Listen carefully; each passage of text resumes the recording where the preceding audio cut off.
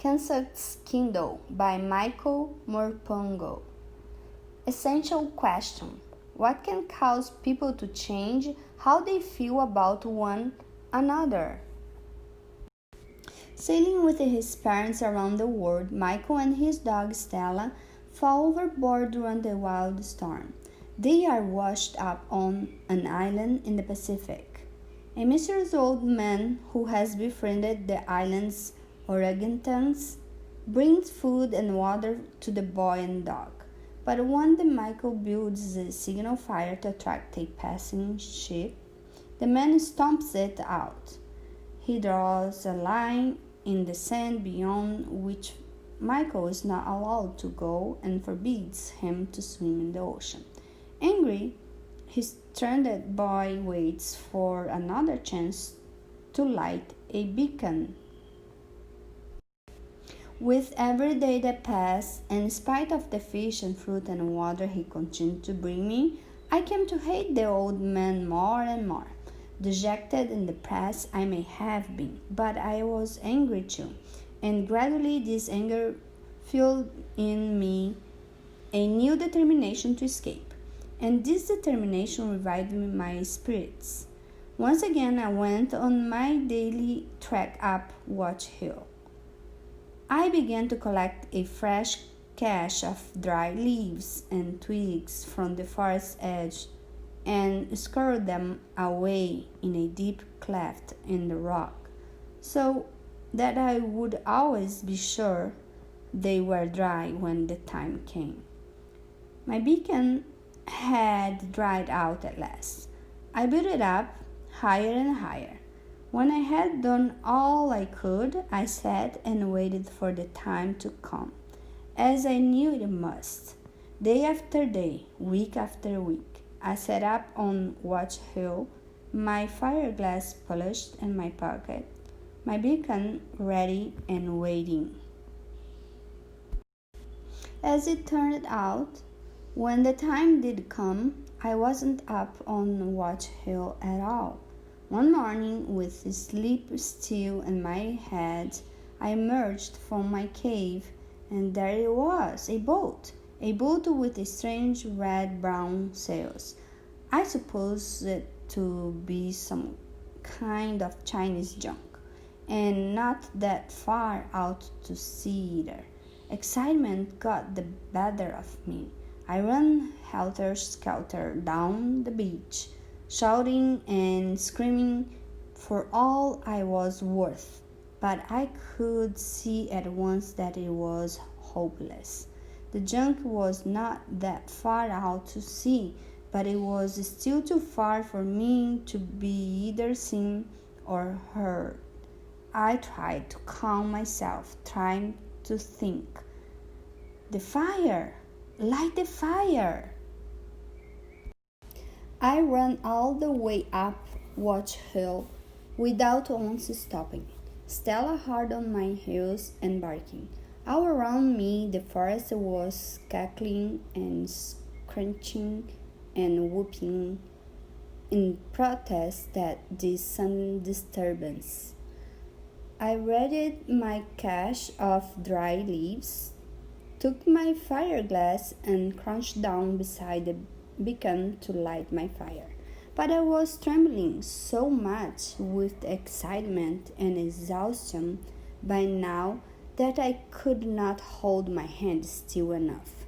So I set up a frame of twigs and laid the glass over it, just as I had before. Then I sat over it, willing the leaves to smolder. Every time I looked out to sea, the junk was still there, moving slowly away, but still there. It seemed an age, but there was a wisp of smoke, and shortly afterward a glorious, wondrous glow, of flame spreading along the edge of one leaf. I bent over it to blow it into life. That was when I saw his feet. I looked up. The old man was standing over me, his eyes full of rage and hurt. He said not a word, but set about stamping out my embryo fire. He snatched up my fireglass and hurled it at the rock below, where it shattered to pieces. I could only look on and weep as he kicked away my precious pile of dry leaves. As he dismantled my beacon and hurled the sticks and branches one by one down the hill. As he did so, the group of orangutans gathered to watch. Soon nothing whatsoever now remained of my beacon. All about me the rock scree was littered with the scattered wings of it. I expected him to screech at me, but he didn't. He spoke very quietly, very deliberately. "Dameda," he said. "But why?" I cried. "I want to go home. There is a boat, can't you see? I just want to go home, that's all. Why won't you let me? Why?" He stood and stared at me. For a moment, I thought I detected just a flicker of understanding. Then he bowed very stiffly from the waist and said, "Gamenasi." "Sorry, very sorry." And with that he left me there and went off back into the forest, followed by the orangutans. I sat there watching the junk until it was nothing but a spot on the horizon, until I could not bear to watch any more. But this time I had already decided how I could best defy him. I was so enraged that consequences didn't matter to me now, not anymore. With Stella beside me, I headed along the beach, stopped at the boundary line in the sand, and then, very deliberately, I stepped over it. As I did so, I let him know precisely what I was doing. "Are you watching, old man?" I shouted. "Look, I've crossed over your silly line, and now I'm going to swim. I don't care what you say. I don't care if you don't feed me. You hear me, old man?" Then I turned and charged down the beach into the sea. I swam fiercely until I was completely exhausted and a long way from the shore. I trod water and thrashed the sea in my fury, making it boil and froth all around me. "It's my sea as much as yours," I cried, "and I'll swim in it when I like." I saw him then. He appeared suddenly at the edge of the forest. He was shouting something at me, waving his stick. That was the moment I felt it. A searing sting pain in the back of my neck, then my back, and my arms too. A large translucent white jellyfish was floating right beside me, its tentacles groping at me. I tried to swim away, but it came after me, hunting me. I was stung again, in my foot this time. The agony was immediate and excruciating. It permeated my entire body like one continuous electric shock.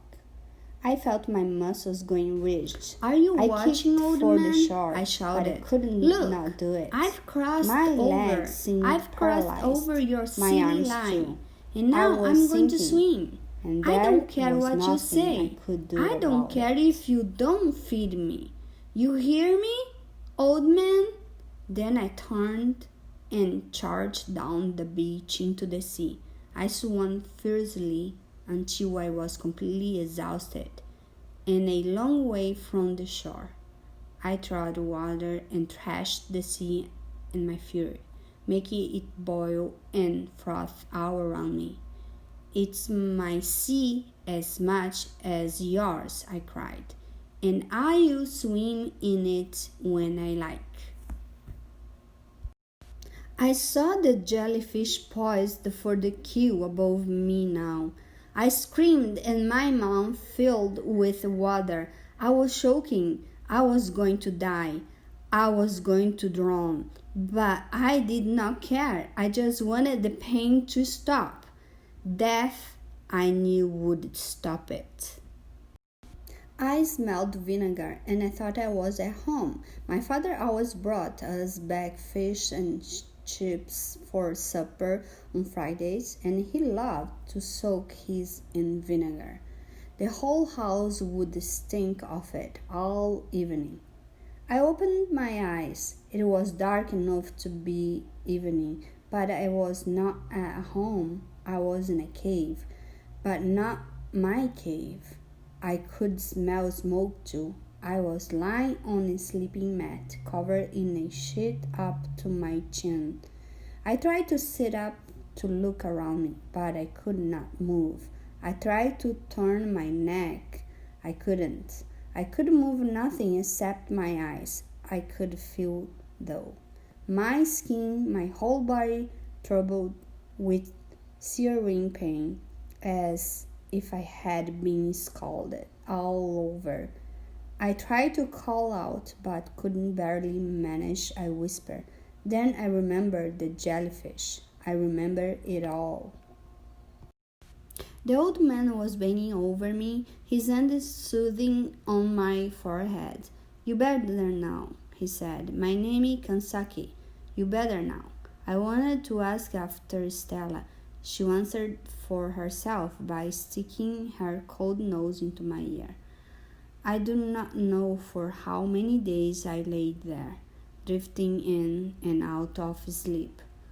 Only that whenever I woke, Kensuke was always there sitting beside me.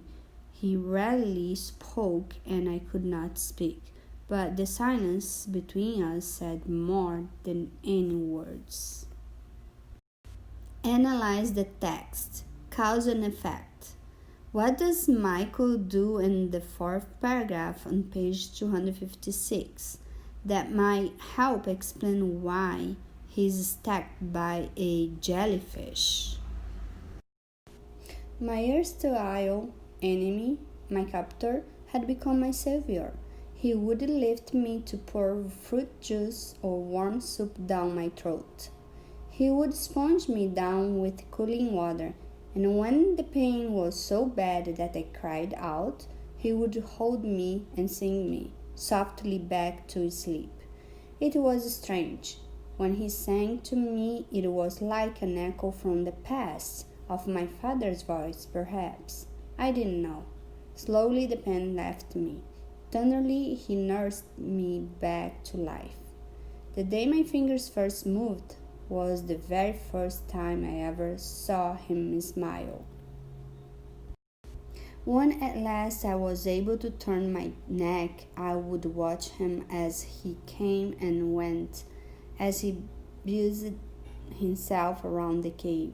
Stella would often come and lie beside me, her eyes following him too. Every day, now I was able to see more of where I was. In comparison with my cave down by the beach, this place was vast. Apart from the roof of vaulted rock above, you would scarcely have known it was a cave. There was nothing rudimentary about it at all. It looked more like an open-plan house than a cave. Kitchen, sitting room, studio, bedroom, all in one space. He cooked over a small fire that smoked continuously at the back of the cave. The smoke rising through a small cleft high in the rocks above. A possible reason, I thought, why there were no mosquitoes to bother me. There always seemed to be something hanging from a wooden tripod over the fire, either a blackened pot or what looked like a smell like long strips of smoked fish. I could see the dark gleam of metal pots and pans lined up on a nearby wooden shelf. There were other shelves too, lined with tins and jars, dozens of them, of all sizes and shapes, and hanging beneath them innumerable bunches of dried herbs and flowers. These he would often be mixing or pounding, but I wasn't sure what for. Sometimes he would bring them over to me so that I could smell them. The cave house was sparsely furnished. To one side of the cave mouth stood a low wooden table, barely a foot off the ground. Here he kept his paintbrushes, always neatly laid out, and several more jars and bottles and saucers too. Kensuke lived and worked almost entirely near the mouth of the cave house, where there was daylight. At night he would roll out his sleeping mat across the cave from me, up against the far wall. I would wake in the early morning sometimes and just watch him sleeping. He always lay on his back, wrapped in his sheet, and never moved a muscle. Kensuke would spend many hours of every day kneeling at the table and painting. He painted on large shells, but much to my disappointment, he never showed me what he had done. Indeed, he rarely seemed pleased with his work, for just as soon as he had finished, he would usually wash off what he had done and start again.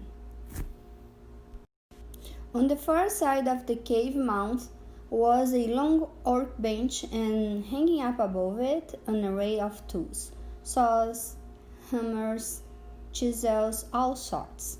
And beyond the workbench were three large wooden chests in which he would frequently rummage around for a shell, perhaps, or a clean sheet. We had clean sheets every night. Inside the cave he wore a wraparound bathrobe, a kimono as I later knew it to be. He kept the cave house immaculately clean, sweeping it down once a day at least. There was a large bowl of water just inside the cave mouth. Every time he came in, he would wash his feet and dry them before stepping inside. The floor was entirely covered with mats made of wooden rushes, like our sleeping mats, and everywhere all around the cave to head height and above, the walls were lined with bamboo.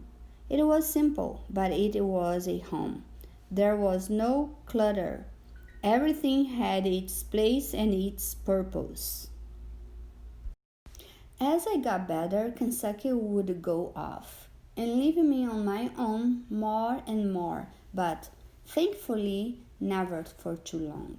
He did return later, very often singing, with fish, perhaps fruit, coconuts, or herbs, which he would bring over to show me proudly. The orangutans would sometimes come with him, but only as far as the cave mouth.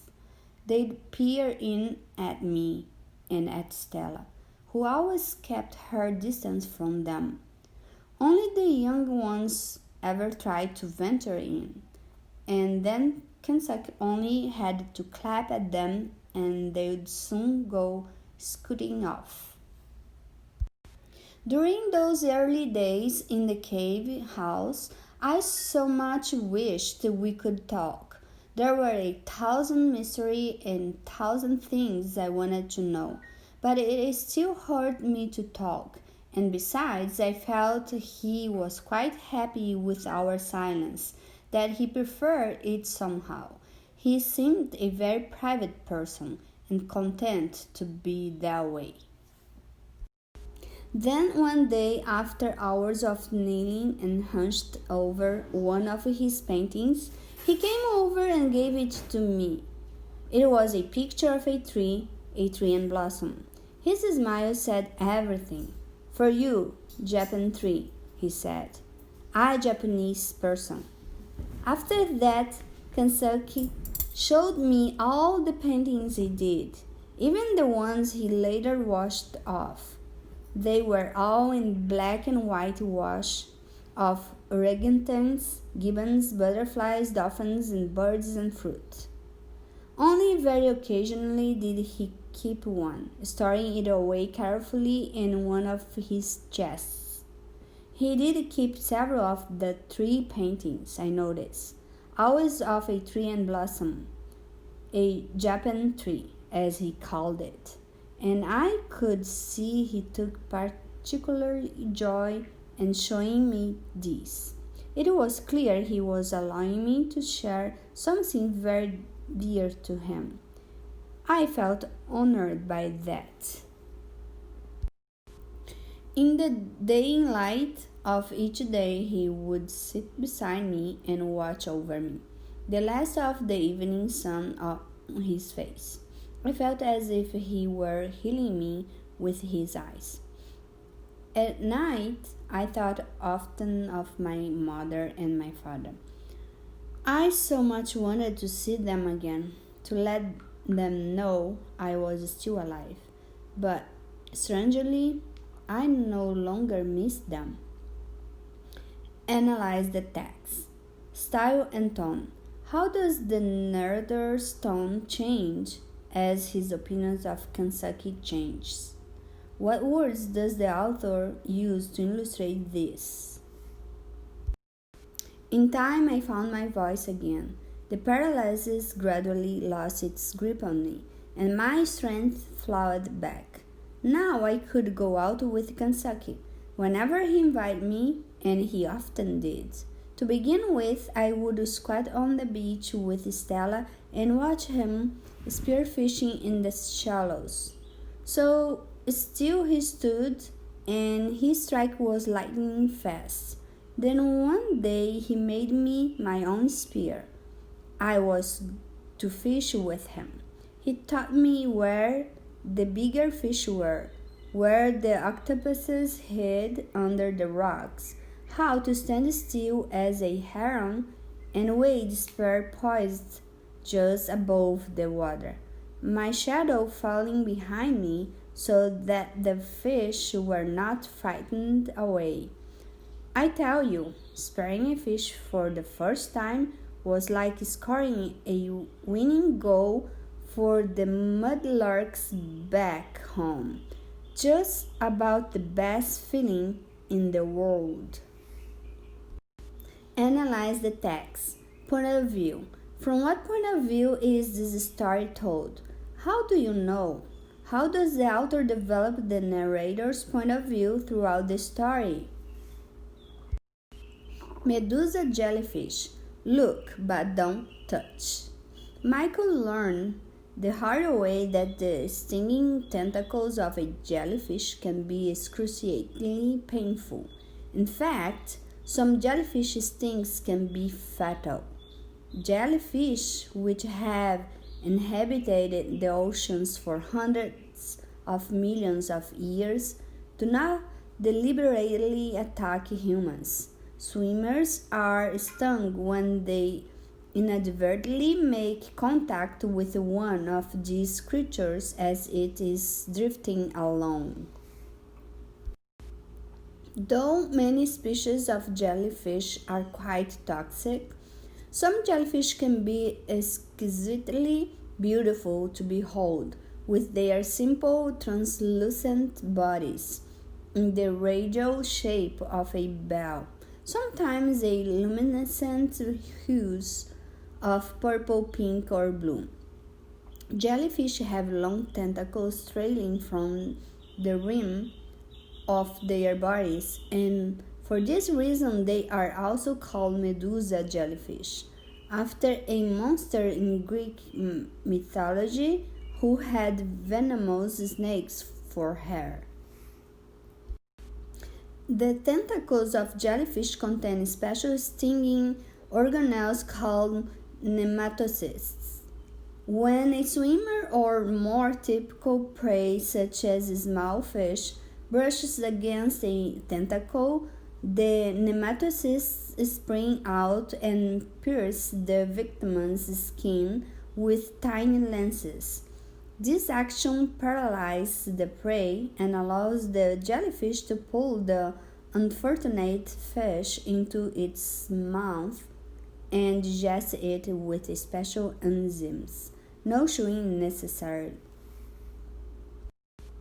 If you happen to visit a beach where jellyfish are present, take precautions or avoid the water altogether, especially if the species concerned is among the more venomous ones.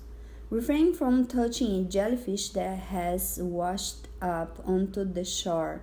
Even dead jellyfish can sting. Jellyfish are best observed at a safe distance, or better yet, behind a thick sheet of glass in an aquarium.